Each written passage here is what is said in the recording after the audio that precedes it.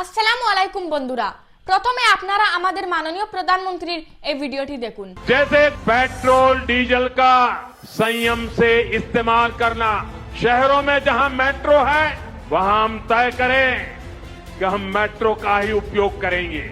अगर कार में ही जाना जरूरी है तो फिर कार पूल करने का प्रयास करें।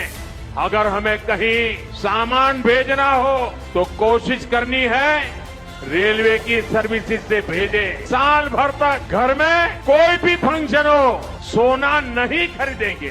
Work from home, virtual meeting, इनको हमें फिर से प्राथमिकता देनी है। ऐसे ही अगर हम तेल खाना कम करें ना, देश सेवा भी होगी और देह सेवा भी होगी। হ্যাঁ, আপনারা ঠিকই শুনেছেন।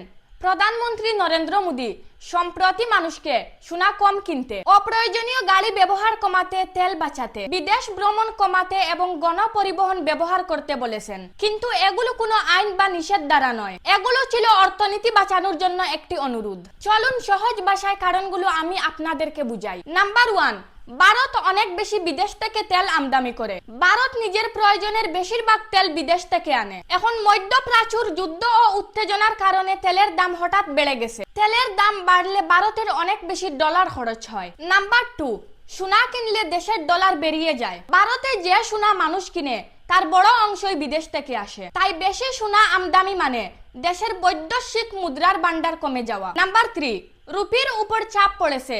তাই তেল ও সোনা দুটোই বেশি আমদানি হলে ডলারের উপর চাপ বাড়ে, তখন ভারতীয় রুপির দাম কমে যেতে পারে। রুপি দুর্বল হলে জিনিসপত্রের দামও বাড়তে শুরু করে। নাম্বার 4, তেল কম ব্যবহার করলে দেশের খরচ কমবে। তাই তিনি বলেছেন অপ্রয়োজনীয় গাড়ি ব্যবহার কমাও। এক গাড়িতে কয়েকজন মিলে যাতায়াত করো। মেট্রো বা ট্রেন ব্যবহার করো। যেখানে সম্ভব বাসা থেকে কাজ করো। বিদ্যুৎ চালিত গাড়ি ব্যবহার বাড়াও। এতে পেট্রোল ডিজেলের ব্যবহার কমবে এবং দেশের আমদানি খরচও কমবে। নাম্বার 5, রান্নার তেল কম ব্যবহার করার কথাও বলেছেন।